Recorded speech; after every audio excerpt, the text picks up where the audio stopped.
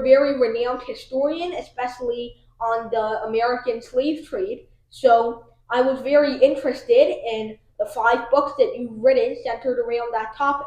You published 5 different books, starting from In Pursuit of Refinement in 1999, all the way to your most recent book, Educated in Tyranny, in 2019. So over 20 years you've been writing books about this subject. Motivated you to write so many books about this topic? Yeah, thank you for that question. The honor is mine to get to meet and talk with you. So this is good fun. So I ended up focusing on this topic because I was raised in the American South. And I was raised in the American South in a period not that long after the passage of the Civil Rights Act. And one of the outcomes of the passage of the Civil Rights Act is that schools were supposed to be integrated. Schools that had previously been segregated, schools that were white only and black only, were supposed to become mixed. That didn't really happen. Other things that I think many people hoped would happen after the passage of the Civil Rights Act is that America would tell a fuller, more complete, and more honest history. And I can tell you from my going to school in America in the 1970s and then in the 1980s I went to college, it was not until I got to college that I heard a different version of history. So the version of history that I was taught in America's schools were much more focused on slavery as if it had been a benevolent and beneficial institution to Africans and African Americans. And when I went to college, I suddenly was beginning to hear a very different history.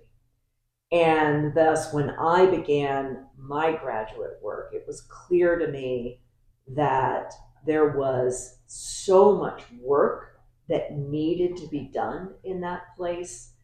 And I believe that an important part of our ever moving forward as a society for the US and elsewhere is for us to be honest about even the really horrific parts of our past. And when we think about the racial tensions and the legacy of both slavery and segregation in the US, there's so much that we first need to be honest about to then begin to make improvements.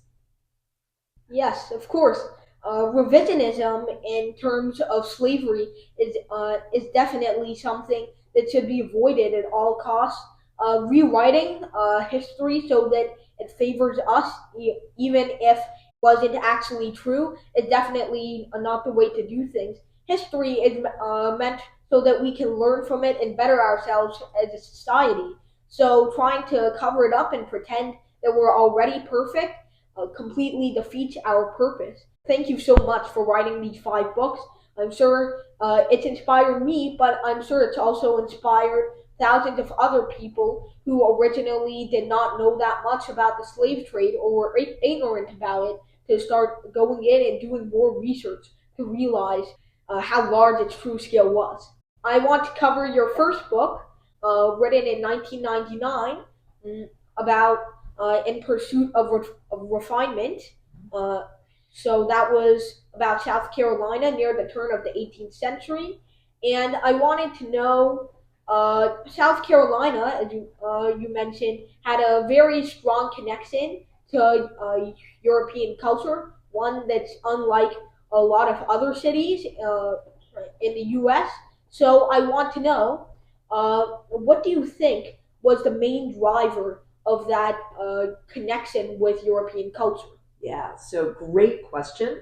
So as we think about the European settlement of the New World, there were multiple different factors, right, that led to settlements in different regions.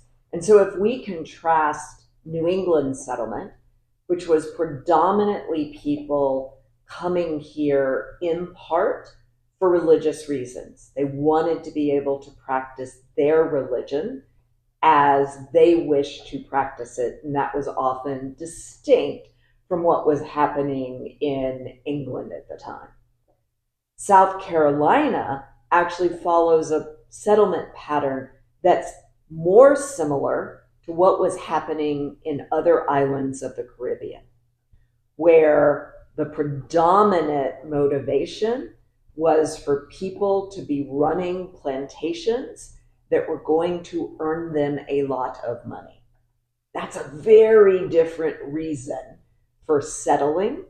And so for the white settlers who came to South Carolina, some of them came directly from the British West Indies. Others were coming from England.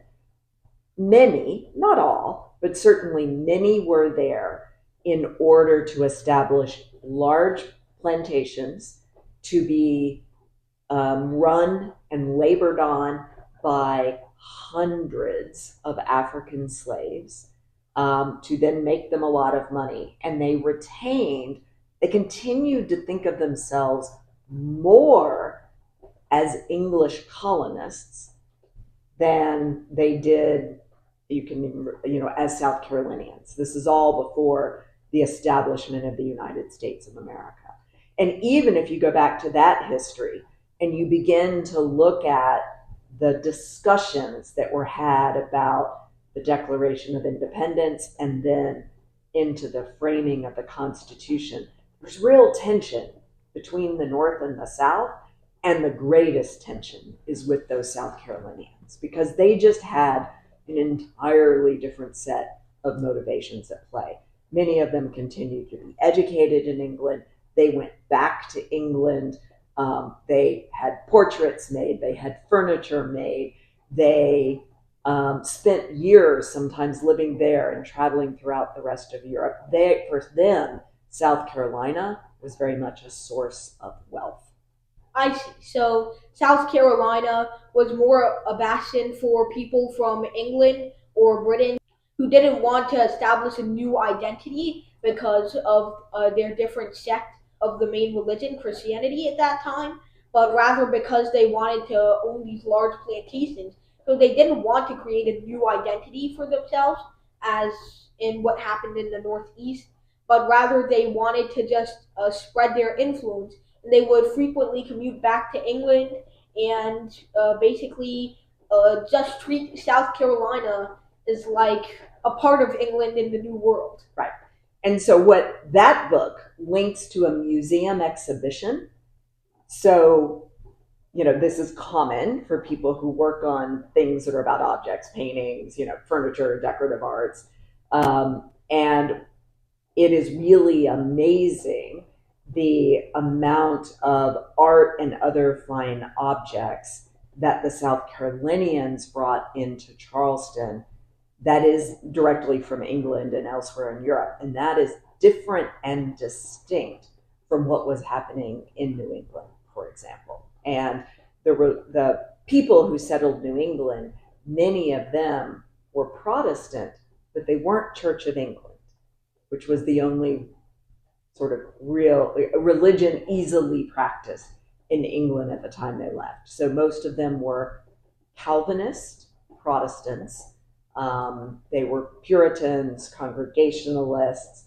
You go to South Carolina, most everybody is either an Episcopalian or a Presbyterian, right? Either Church of England or Church of Scotland. So just very different settlement patterns. I see. So those are the kind of cultural differences that arise from different purposes of colonization. And I will say one other big difference that relates very much to today was the income inequality. So the people in South Carolina grew to be by far the wealthiest of the people residing in America's colonies. By many, many hundreds of times at the time of the Revolution. And even by the Civil War, still per capita 10 times wealthier than anywhere else in America. So slavery in South Carolina proved enormously financially advantageous to that smallish group of white individuals living there, making their money off the forced enslavement and labor of Africans and African Americans. I see. The wealth difference too, because of the larger advent of slavery. Also, I'm sure it contributed to an anti-abolitionist sentiment later on when the U.S. gained its independence. So now I want to ask about your second book, written in 2005, which focuses on South Carolina's role a little bit later, right before the Civil War. So the politics of taste in antebellum South Carolina, and especially its capital, Charleston, played a very big role in the Civil War as a whole. South Carolina was the first state to secede as part of the Confederacy. However, it still had a considerable anti-abolitionist sentiment and anti-slavery sentiment, and similar to a state like Virginia, for example, it was sort of pinned between abolitionism and slavery. It's also where the first battle, the Battle of Fort Sumter, began, which was obviously a big Confederate victory because the Union soldiers there were basically doomed. And at the end, there was a reversal of roles.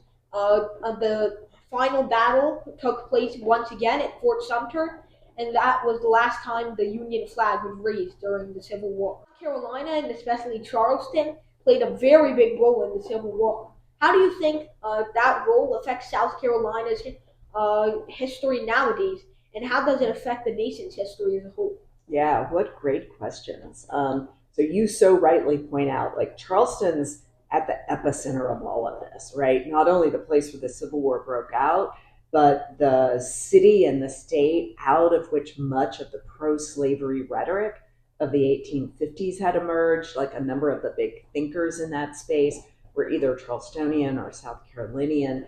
They really helped drive the politics of division that ultimately led to South Carolina being the first state to secede, right? They were quick to get out of the Union.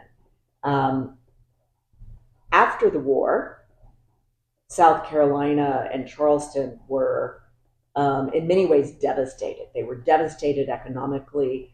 They were devastated by the amount of bombardment from Union troops into the city, the number of battles that had been fought there, but mostly economically, right? Because overnight, all their money was based in agriculture, and overnight, their labor force was free.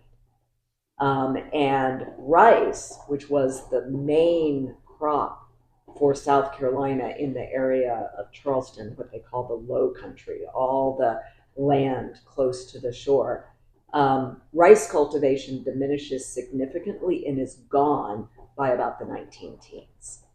And so South Carolina plummets economically.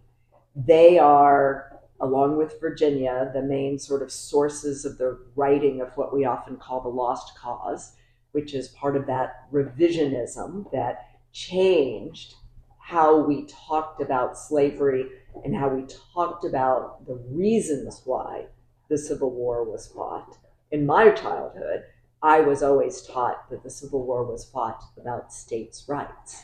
It was never about the right to own people, right?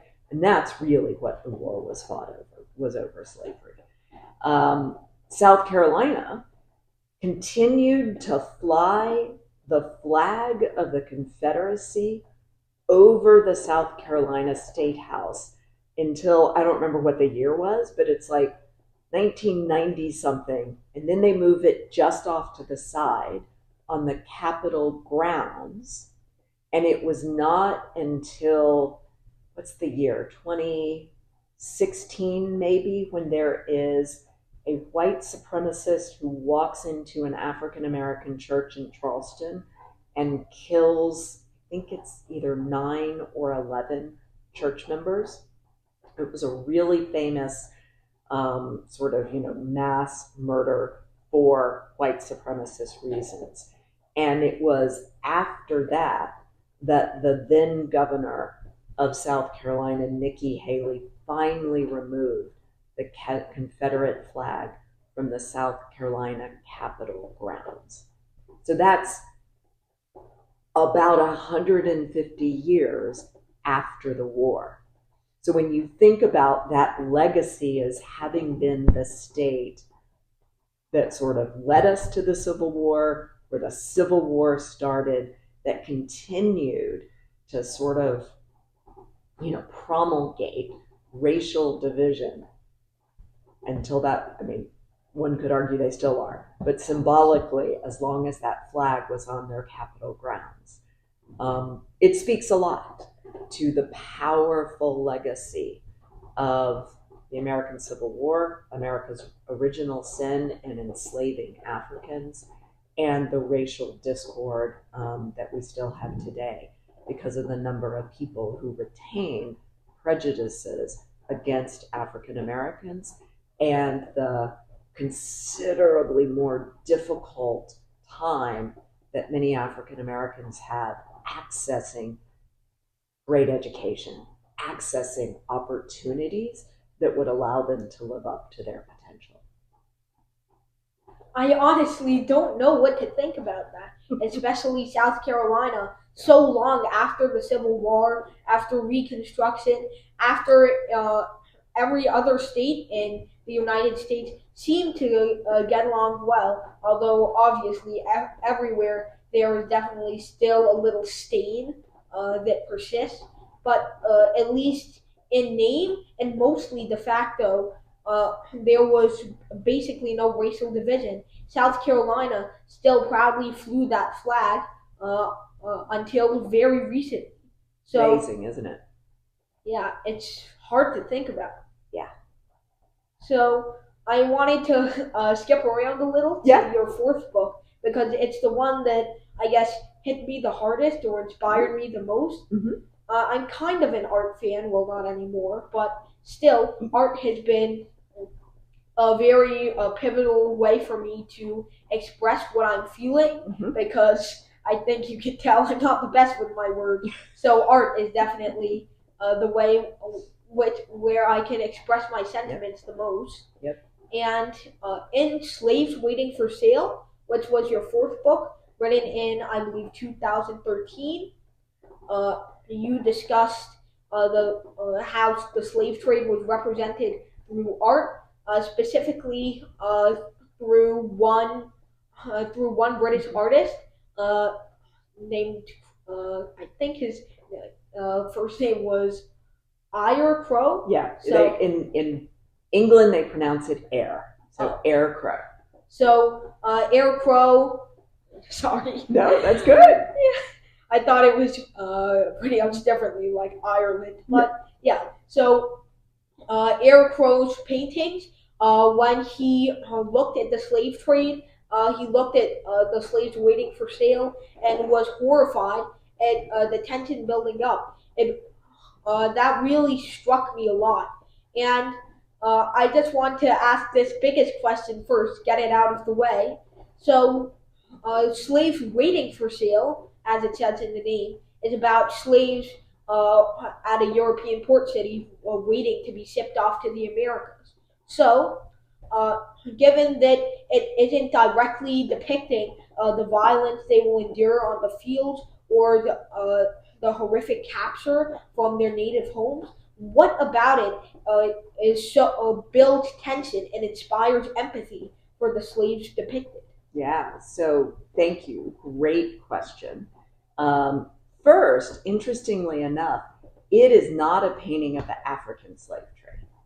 It is a painting of what is often referred to as the domestic slave trade or the internal slave trade. So America and Britain both quit participating in the African slave trade, Britain in 1807, America in 1808. And so after that point, the people who are being sold at auction are being sold from one part of the U.S. to another part of the U.S.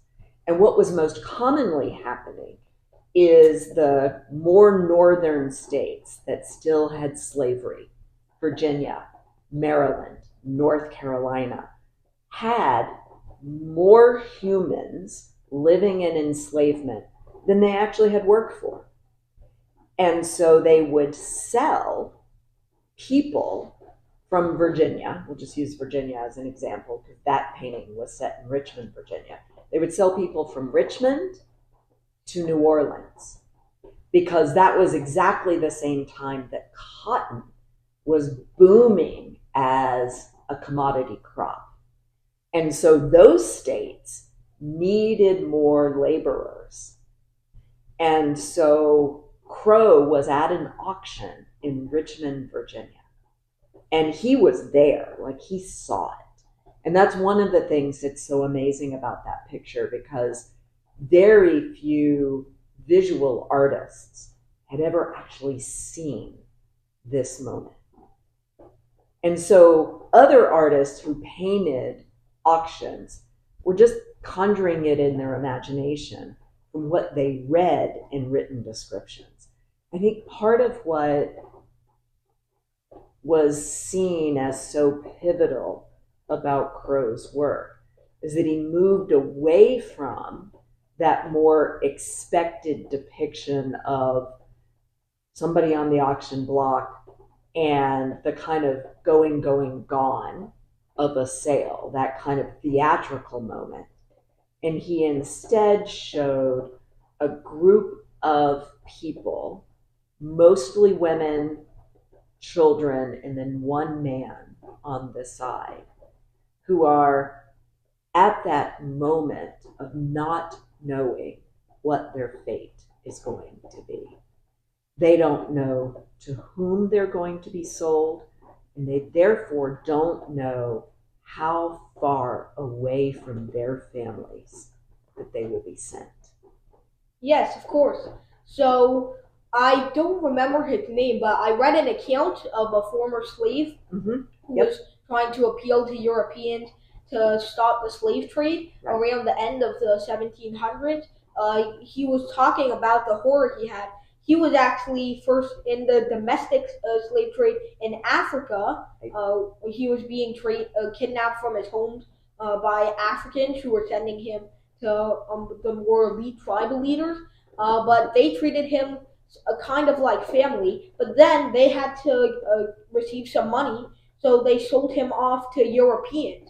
And at that point, he didn't know where he was going to go. If he was going to die. He said at one point he thought they were kidnapped him for food and were going to eat him, and it was really shocking for me. It was a depiction of slavery that I had never learned about before, and I guess the emotions on their faces in that picture really captures just the feeling of dread they have of not knowing where you will go, if you will die, what you're going to be doing, and if it's even worth it to be alive anymore.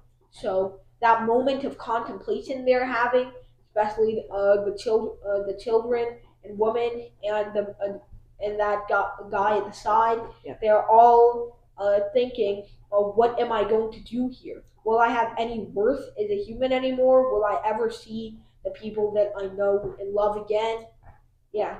So I guess that's what really brings the emotion to that image that isn't directly theatrical, doesn't show someone being beaten with a whip or being kidnapped from their home or being sailed off in a ship. It just shows them waiting for that moment in time where they know what that future is going to be like. And in many ways, he's therefore connecting with them as humans as opposed to as commodities, right? So it's that shift from just thinking about them as an item to be sold, but instead to connect with them on an emotional level. And no other artist had done that before. And he happened to exhibit it in London in the month that the American Civil War broke out. So all of a sudden, he's a young artist, he's relatively unknown when he exhibits this painting. he becomes something of the real interest because topically he is now painted about the thing that is of greatest interest in London. And the English are a little torn about how they feel about slavery, American slavery, because a lot of them make a lot of money from the US cotton trade, right? Because cotton gets grown in the US and it either gets shipped to New England or it gets shipped to England to be made into cloth, from which people are making their many millions. Yes, I've heard about that. In fact, I'm pretty sure there were a few European countries that were considering sending military support to the Confederates because, especially, the cotton coming from them was in danger, and the Confederacy was one of their. The Confederacy were the states that provided basically all the cotton, not all the cotton, but a significant portion of it to these European countries. I'm sure that that really adds that kind of emotion in the air, really adds that final touch to make people think of them as not objects that are simply going through trade, and that it doesn't matter how you treat them, how you beat them, if they even come out alive at the other side. It helps you humanize them and realize that could be any one of us. In 2019, Educated in Tyranny, which covers the University of Virginia, Yep.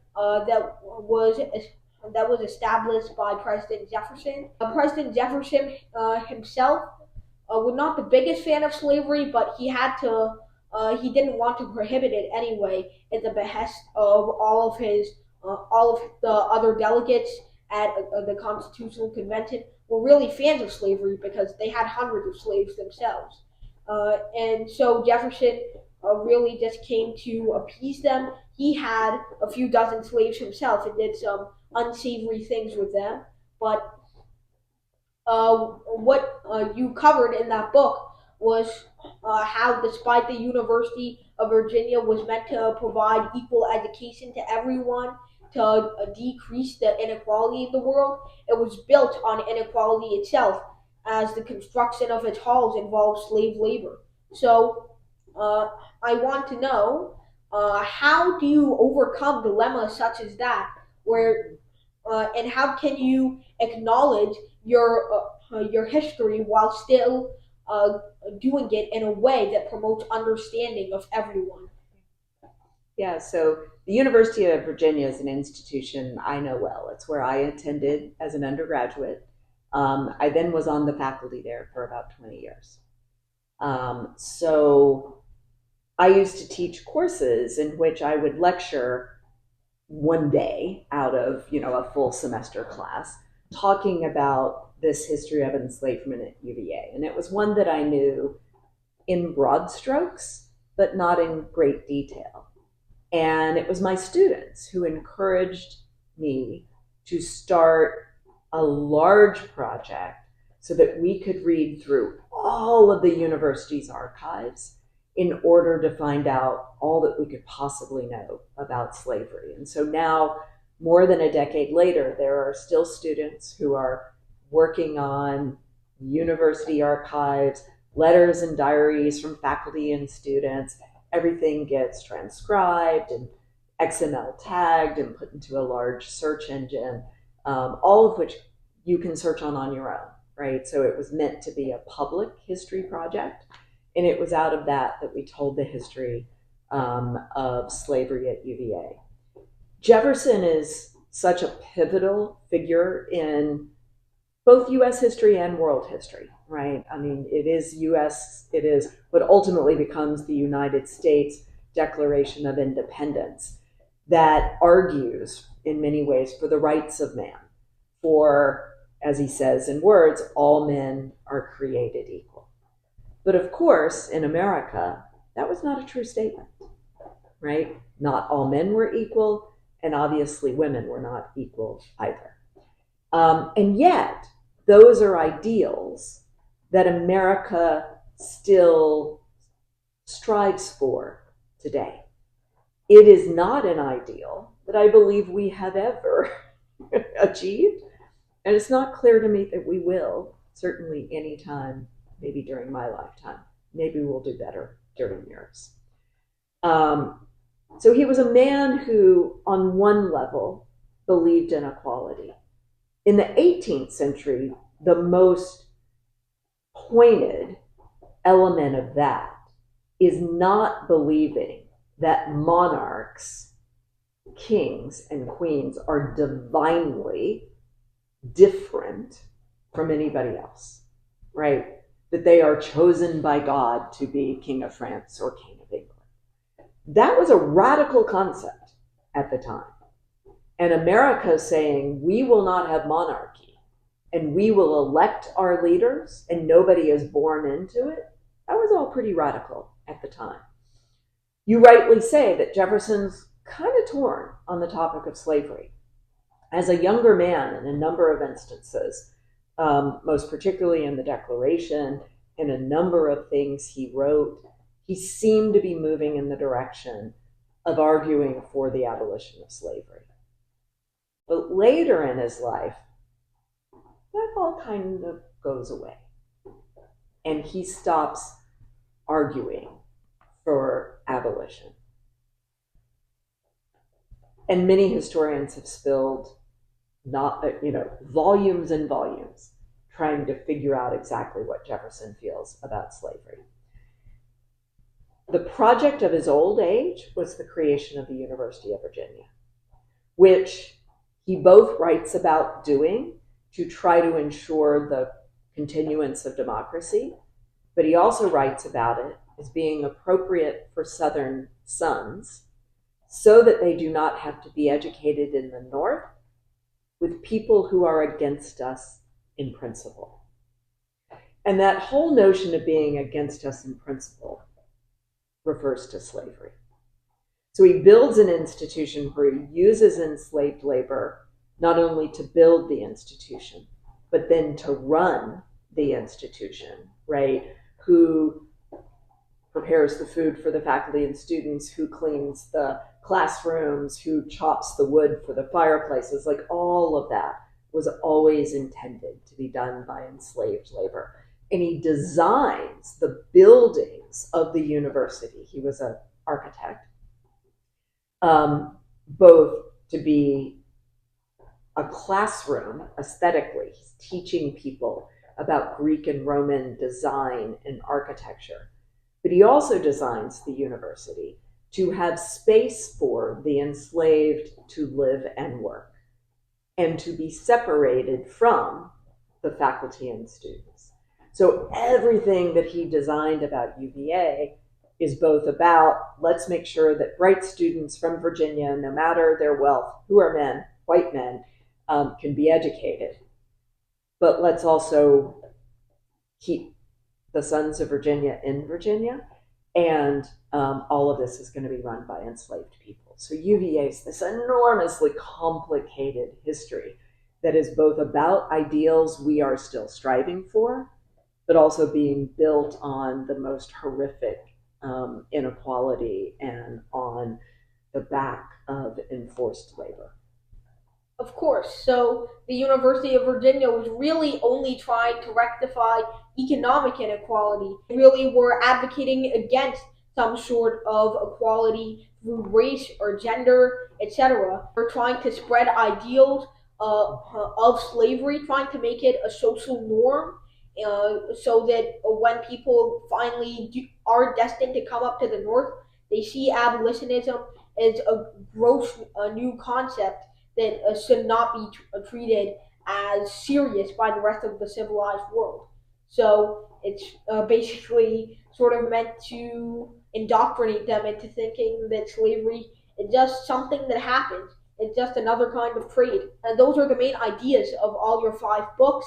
It's very fascinating to get to learn about them, to read them, and to come back with lessons learned about the persistence of slavery in America, even after independence, even after the Civil War, after Reconstruction, and how inequality still persists to the present day. And how even if we might not ever reach it, we are still making good strides today. Uh, you'll never reach infinity if you count to it, but you'll at least get closer every time. Yes, thank you. Yeah, Yeah, well, thank you for this conversation. It's my honor. no problem. It's been a pleasure to meet you, and I've really gotten to understand more about you. I'm I'm very honored to be at a university that is held by such an honorable and well-renowned historian, and I hope that in your endeavors in the future, you keep writing about this sort of social inequality and expose the cracks that need to be fixed in our modern society. Thank you for that. And I wish you all the best in your endeavors. You have so many things that you can explore and learn, and we all look forward to seeing what you do.